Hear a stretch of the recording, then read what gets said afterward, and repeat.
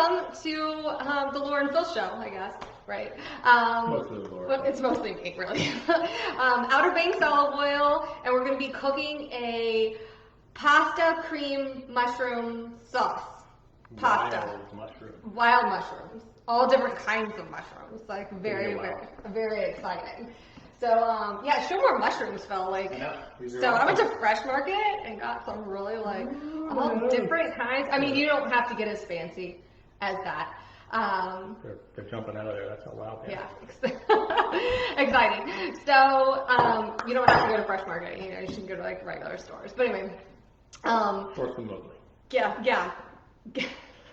So, grab your mushrooms and your glass of wine and sit back and enjoy. We're going to be walking you through this recipe tonight, and then we'll also post the recipe later so then you will be able to make this dish for yourself too. So we'd love it if you would just share any recipes that you have been making that we've been sharing or that we are posting on our Facebook page. Right. And we also have a slew of recipes on our website too. So if you're looking for opportunities to use your oils and vinegars and get creative, right. So post your pictures. Let's see what you got. Yeah. Okay. So right now we are starting with boiling some water that's going to go on top of our mushrooms as we make a little like stock for later. So that's going to be... We did boil our pasta first though. We already did that because that was going to take like 10 minutes. So that's You don't want to watch that. Yeah, you don't want to. That's boring. So it looks like we've got that going. Yep. So got our water ready to go. We did chop up our wild mushrooms here as well, so they're ready to go. So we're, no? Oh, that's, yeah. It's already about to mess up the whole thing. I know, it's only like He just wants to put the mushrooms in there. I was like, pour that in your bowl and just like set it aside. We're just gonna make a little like mushroom tea. Water, I guess. Mushroom tea. So we've got our pan going on medium already, and we're going to put a little bit of one of our extra virgin olive oils. We are using our Piqual today. Any of your extra virgin olive oils that you've gotten from Outer Banks olive oil, you can use. Super high quality, so we're not going to see. You can definitely saute with them, and you can put right here on your pan, and you're going to notice that you're not getting that smoking that lots of them will have if you're using inexpensive or just not high quality extra virgin olive oil. And then we're going to just pop in our onions and just add some salt and just kind of cook those down a little bit. So while that's going along, I think you put pepper, but it's okay. No, that's salt. That's salt? Yep, I did salt. Okay. I did it right. You did right, okay. And in the meantime, I've got my glass of wine, which we're also going to use to cook with. You could use the Marsala, but we're just already had a bottle of Pinot Noir that we were going to use today, so we're just going to cook with that instead. So we actually tonight are showcasing the Four Graces. This is from Willamette Valley in Oregon. This is a beautiful Pinot Noir, and Willamette Valley is greatly well known for their Pinot Noir. The climate's perfect. You have like this like cool climate, and then you get these cool kind of breezes from the Pacific Ocean, and then you get like warm summer days where the grapes ripen slowly and easily. So very, very svelte and elegant. Svelte. I mean, that was one of the tasting notes. I gotta steal that. Like, honestly, svelte. I know that was a kind of fun one. So this is the Four Graces. So if you get a chance, grab this. This is 2018. They also do a next level higher up one. Four Graces is actually named after his 4 daughters. So this winery is really, really, really pretty. Let me see. Just smell it. Ooh. So you've got some like ripe cherry and some raspberry. And then they also tasting note said chanterelle mushrooms. So Pinot Noir is just a great wine, very food friendly. Also going to pair really, really nicely with the mushroom dish. And it's got a little bit of rustic kind of foresty, earthy kind of notes to it too. That's going to give it that perfect kind of pairing. And then the Pinot Noir is just very food friendly too. It has lots of acidity. It's really, really thin-skinned grape, higher acidity, which makes it pair much nicer with food. So, how's our onions going? Looking good. They're looking good. So we're gonna kind of just soften those up. And then the next thing we're doing, right, is we're adding in the mushrooms, right? I think. But we're gonna pour that. We're gonna reserve that. The mushroom tea. The mushroom tea. Yeah. So do it over here. There we go. So we'll do it over here. So I got a little just drain through. So we're gonna reserve the water because we're gonna use that later. Pop that through so we're just kind of softening up the mushrooms. We'll keep that water for later. We're gonna dump the mushrooms. Then we're gonna put the mushrooms into the saute pan. There we go. And we got our mushroom tea here for later use. Add a little, we already did a little bit of salt. Yep. Smells good. So then we're gonna add a little sprig of thyme. There we go. Just like one. One? Or is that one? Sure. How many is a sprig, do you think? Just like, I don't know, just throw the whole thing in there. Like, yeah, I mean, can't hurt, right? Right. So we're gonna cook that a little bit longer. Yeah, so I don't know if you can probably show them, like it's looking really, really, really delicious. A little bit of that. There. That's kind of mixing in super quick and easy. It just like comes right together. Yeah, so we're going to saute that for about a minute. And then if you have marsala wine, then you could add that in. And it's a dry marsala, but we're just going to use our Pinot Noir. So we have... And the alcohol cooks off as well. Yeah. So marsala wine is going to be much, much higher in alcohol, obviously, than your Pinot Noir. Okay, so we've got like a third of a cup. Adding that. So we've got this on medium heat. We're just going to kind of like cook that down. That's not going to take very long to reduce by about half. And then we're going to be adding in our mushroom tea.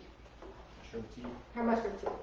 How much of mushroom tea are we adding? We're about a half a cup. So if you have, we started with a cup of water, so we're not probably going to put the full amount.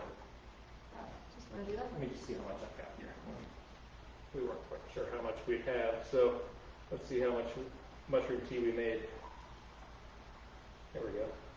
And we got about half a cup ready to go. Yep. So we're going to cook that down by half as well. So it's cooking down pretty quickly. Go ahead. Yep. Mushroom tea time. There we go. Beautiful. I don't think that's like a technical term, so feel free to use it. So we're just going to like cook that down by half before we're going to be adding in our pasta and our heavy cream to it as well. I mean, and you could always beef this up with some other kinds of protein if you don't want to have just a strict vegetarian dish. But this is a mushroom pasta, so hopefully you're all mushroom fans. And, you know, it's going to pair so really, really nicely, especially because we use the wine in our, and you only had to use like a third of a cup, so you pretty much can drink the rest of the bottle. I think with the mushrooms would be great with, you know, any sort of beef, some lamb, things like that would go really fantastic with it. Phil's always trying to add meat. But, you know, you can add meat to anything. All right, that looks good. That looks like we probably cooked it down by half. Yep. It looks very aromatic. So I don't know if you want to show it to them. Got distracted with the tasting, sorry. Yeah. There we go. Yep. See the angle is wrong know, here. that's okay. Our cameraman is... Drop it. There. Oh, there we go. So we also are going to be using our traditional balsamic in this recipe as well. So we're going to add 2 tablespoons, and Phil and I already had a conversation about measuring versus not measuring. One of us is a chef and the other one is a cook. I'm just going to like eyeball it because I think that looks, so we've got 2 tablespoons. That looks like 1. That looks like 2. Okay, yeah. Okay, there we go.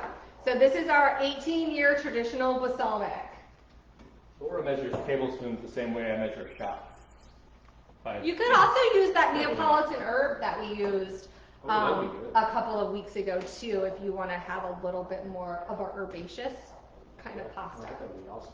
And then we're going to add in our heavy whipping cream. So this is 1 cup. Ooh, there we go. It's kind of pretty, actually. Yeah, stir it well, get it all combined up. You're basically making your pasta sauce for this. And then you're going to add your pasta in. So you just want it to thicken a little bit, and then, go ahead and probably salt and maybe pepper it a little bit.